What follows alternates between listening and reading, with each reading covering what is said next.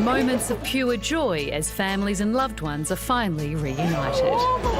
Very, very excited to be back. I think I'm going to cry. It's been tough.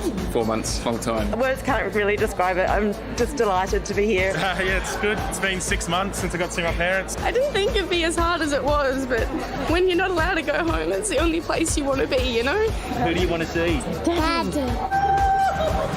This is my daughter.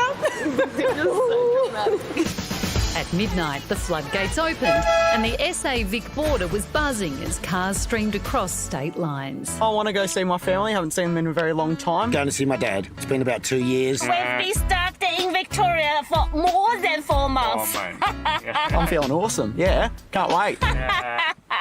South Australia, the first COVID-0 state to welcome travellers from red zone areas. My strong message to the people of South Australia is now is the time to open the borders, to reunite family and friends, to create those business opportunities, to bring those customers into South Australia, and we've taken every precaution possible. While almost 30,000 travellers from New South Wales, Vic and the ACT have been approved to enter South Australia, there are strict rules. They must register through the Entry Check South Australia website, must be double vaxxed and come from an LGA with at least an 80% double dose rate.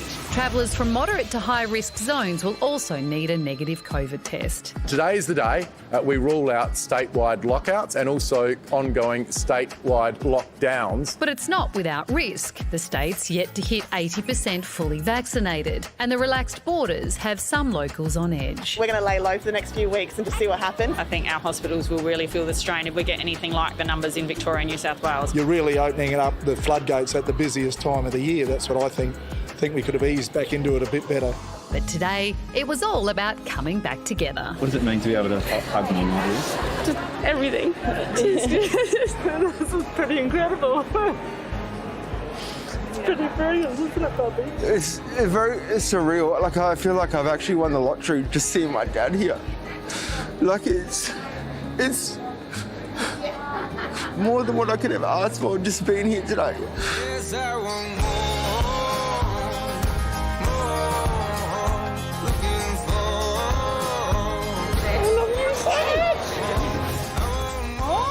I want to go to the airport and get me some free hugs. Can you imagine, though, 2 years ago, if you'd said we'll be tearing up as people cross the state border? Yes. Like, it's just so weird. And that is something that's a big moment, the state border. To, like, see their parents. Be like, oh, I've got to go see my parents. And I was like, oh, my parents. But a big shift. Like, interesting to see people wearing masks in South Australia. Zero COVID state at the moment. Given what's coming, that's really fascinating to watch. So let's speak now to Dr. Chris Moy, because not only is he the AMA Vice President, but he's also a South Australian. Chris, I suppose it's inevitable that the state has to reopen at some point, but we just heard some people there are worried about COVID coming into the state. Are you? It's hard not to. I mean, essentially, we've been living Freedom Day here for so long, partly through good management and some luck. We've kept it out of the state. So essentially, everybody's really had no, concept of living with COVID. But today's a funny day with mixed emotions. There's been sort of a combination of genuine joy and relief, but also scrambling to get used to new rules and also some apprehension. I mean, there's genuine apprehension because for the first time, we're going to see COVID in our community. And it's not a complete sort of free-for-all. There are quite a few conditions attached to the entry into South Australia. How much protection will that provide?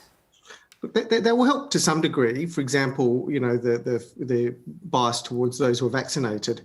But ultimately, and, having testing beforehand, but ultimately it's going to come. But what it will do is lower the number of bullets coming from over the border and increase the chance that the local authorities, for example, can apply the test, tracing and quarantine, which was supposed to be in action. But, if you can sort of start at low levels, which never got going in somewhere like New South Wales because they got overwhelmed early. So it does help because if we can slow it down coming in, we can hopefully contain outbreaks, for example. Chris, South Australian hospitals are struggling at the moment. Like, are they ready for this? Well, look, there has been some increase in the number of beds and the transfer of people that were lower level to these beds. But and there are lots of plans and to try and sort of control COVID, but ultimately they're yet to be stress tested. If things go to plan, like the Doherty modelling. We might reach a peak of, say, sort of somewhere about 40 people in hospital with COVID sort of sometime in January or February. But, ultimately that's if it goes to plan. And as we know, COVID doesn't always go to plan.